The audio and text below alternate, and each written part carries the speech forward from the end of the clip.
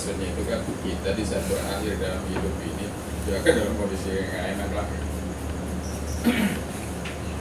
Sejahat apapun kita, begitu matinya lagi sholat di musola gitu kan, lagi sujud atau lagi sholat jatuh mati gitu kan, tetap orang kan kelihatannya bagus. Mau dia jahat kayak matinya bagus juga tuh orangnya. Itu namanya. Ya di akhir hidupnya itu baik. Persoalan nanti di sisi Tuhan seperti apa kan kita juga nggak tahu. Jadi antara malu tetap baik lah.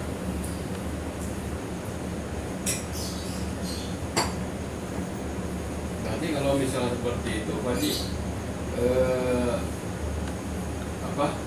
titik akhir dalam kehidupan perjalanan dia, tapi dalam kematian itu tadi.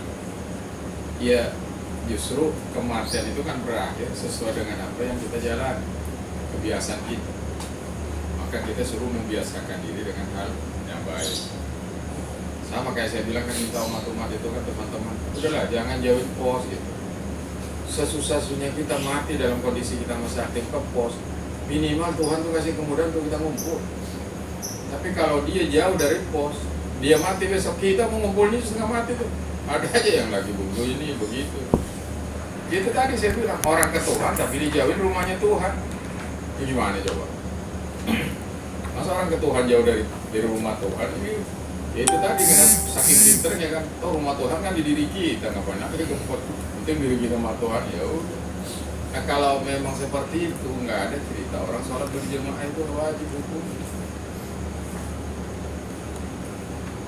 Maka Nabi kan barang siapa yang nggak mau sholat berjamaah di masjid itu mau dibakar rumahnya kan begitu. Kenapa? Ya kita memang nggak bisa, harus hidup ini interaksi.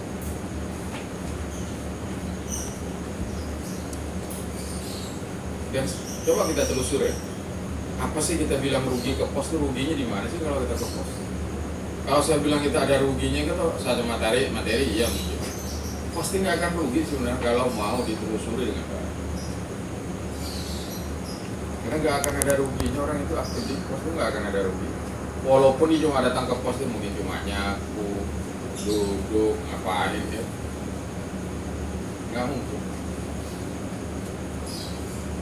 Saya orang ada di rumah Tuhan rugi ya, kalau merasa rugi berarti ada yang salah berarti dirasa nggak mungkin. Karena minimal kita ke pos itu pulang dari pos itu hati merasa lebih nyaman, minimal seandainya kita ada rasa salah itu salah kita kurangan lah gitu.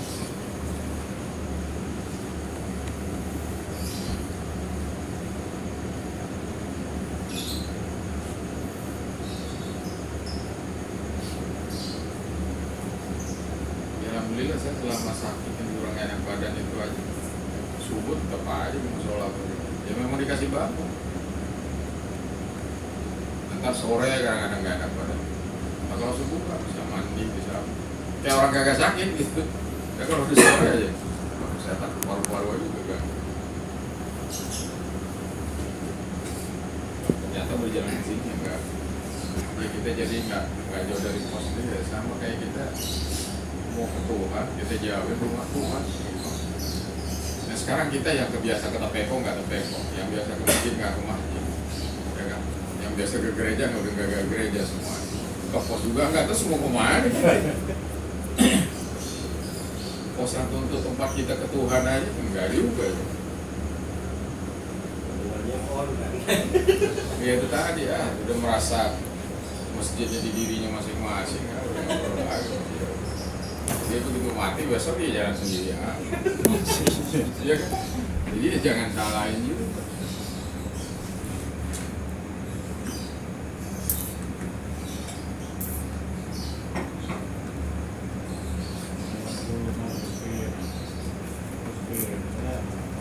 Ya karena belum terasa manfaatnya, dampak positif dalam kehidupannya itu belum terasa banget.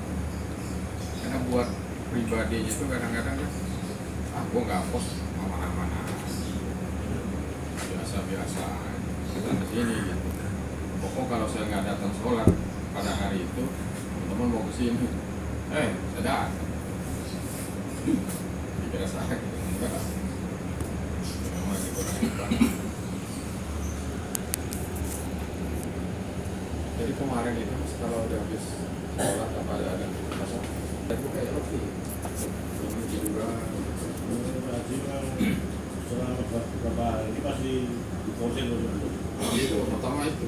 Jadi begitu kali diposin, ini sebenarnya kalau tubuh sekali Pak ya sama juga kayak. Jadi baiknya itu bukan karena kita baik, karena kita dikasih kekuatan Tuhan melalui rahmatnya, melalui kuasanya kita masih diberikan kesempatan untuk berbuat. Ya kan kenyataannya anak kan bisa menghindari dari COVID juga. Bukan yang saya jadi pemikiran sekarang ini terus mindset keyakinan kita kepada persoalan kayak COVID atau kepada hal apapun juga. Yang menimpa ke kita itu karena usaha kita atau memang di sini ada perkenan Tuhan.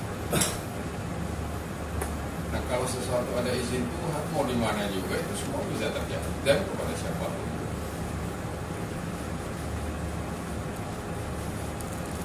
Ya Ustadz Kiai lah yang kadang-kadang kan merasa kita ini kan baik, masa ya mau sampai kena COVID. Jadi ternyata kan nggak juga. Salih Jabir kena juga. Ya kalau itu kan kepada siapa aja yang Allah mentimpakan bisa terjadi. Itu yang saya pemahaman yang saya bilang bisa terjadi sesuatu selalu eksekutor itu disalahkan oleh dia. Nah mestinya orang ketuhan itu tidak perlu menyalahkan eksekutor. Eksekutor itu hanya penyebab. Apa Allah mengizinkan itu terjadi? Nah, segala sesuatu hal dalam kehidupan ini tidak ada terjadi kecuali izin itu. Tapi apakah izin itu beserta dengan ridho, ini yang masih ada perbedaan. Nah kalau saya maaf banget kan selalu suka jika terjadi perdebatan antara itu sama itu. Saya bilang kalau izin begini, seorang anak kita nih izin mau keluar, kita izini, padahal kita kesal sebenarnya. Tapi nggak ridho. Nggak ridho. Ridho itu sesuatu yang dilakukan memang di atas di dasar sebuah kesenangan itu ridho. Contoh, orang melakukan perzinahan dan itu terjadi, atau orang melakukan sebuah pengkhianatan dan itu namanya izin. Nah sementara pengkhianatan terus zina dan sebagainya hal yang negatif itu kan nggak bisa kita bilang ridho Tuhan, orang dia melanggar ketetapan Tuhan kan. Termasuk kayak ngebom gitu kan, diizinin kan gitu. Ya, Cuma izin gitu ya, kan. kalau nggak diizinin nggak terjadi. Iya. Segala sesuatu yang terjadi itu berarti ada izin dulu. Nah, abang bilang kan ridho sama izin apa beda? Berbeda. Maka orang itu tiga martatillah, orang beribadah itu selalu karena adanya harapan keriduan Tuhan. Ridho Tuhan itu artinya gini lah. Sesuatu yang kita lakukan membawa sebuah siksa itu namanya bukan ridho. Itu sekutu namanya. Nah kalau ridho itu kita melakukan sesuatu dengan sesuatu yang kita buat itu membuat hati kita jadi tenang, jadi bahagia. Itu ridho.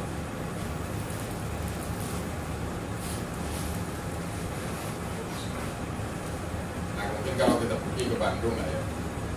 Kalau izin itu dengan segala cara kita sampai ke Bandung. Kalau ridho itu kita ke Bandungnya ada yang ngajak, dia oposin, diajak makan, mau enak dah gitu. Terima kasih. Sama-sama nyampe yang satu dengan nyaman, yang satu dengan beban. Kita bisa ke Bandung tapi akhirnya jadi punya utang karena kita maksain. Nah, kayak gitu. Artinya antara ridho dan sekutu itu begini. Kalau izin dan ridho, sesuatu tetap bisa terjadi, tapi berdampak kurang enak yang dirasakan dalam pribadi. Nah kalau itu, maka orang lebih cocoknya itu lebih cepatnya orang ambil pokoknya sesuatu perbuatan yang bikin kita jadi ke neraka itu sekutu kan? yang membuat kita ke surga itu ridho kan? Jadi ridho itu yang membuat kita jadi bahagia, yang satu itu membuat kita jadi susah, tidak bahagia. Kembalikannya. Itu atas sekutu. Maka ada ridho Allah, ada ridhonya Allah, ada sekutu Allah. Ridho Allah fi ridho walidain wa sekutu Allah fi sekutu walidain. Ridho Allah itu berada di ridho kedua orang tua, dan kemurkaan Allah itu berada dalam kemurkaan. Nah pemahaman yang kayak ini kalau di luar itu kan seolah-olah Allah ini kan temperamen, padahal ini bukan temperamen namanya. apa yang kamu lakukan itu berupa sebuah keridhaan Tuhan, itu akan membawa damai bagi diri.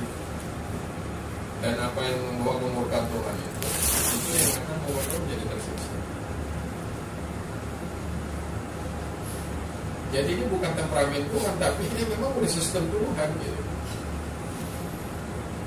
Contohnya kayak gini lah, kita memutuskan diri mau minum minuman keras dengan beralkohol, dengan minum alkohol yang banyak, akhirnya mabuk, teler. Itu ya nggak bisa Tuhan yang mau disalahin, orang kamu yang milih kok. Tapi izin dapat. Iya.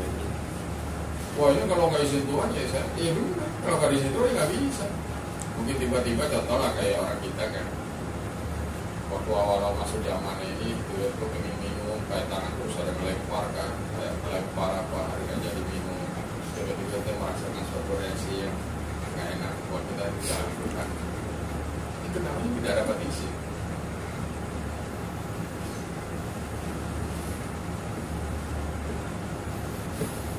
Kayak saya mau melakukan sesuatu yang jelas satu saat, saya bilang, saya nggak minta ridho Tuhan, tolong izin ke Tuhan. Kalau ada izin saya jalanin. Enggak.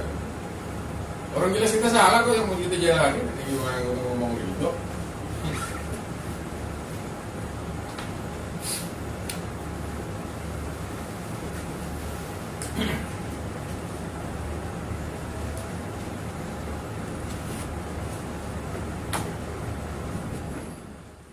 Terima kasih yang sudah like, comment, and subscribe di channel Sahabat GMP.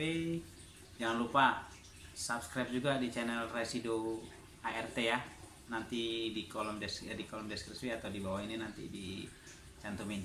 Oke? Pokoknya maju terus, pantang mundur. Bagi kalian yang baru bergabung, jangan lupa like, comment, and subscribe-nya. Oke? Ditunggu. Dadah.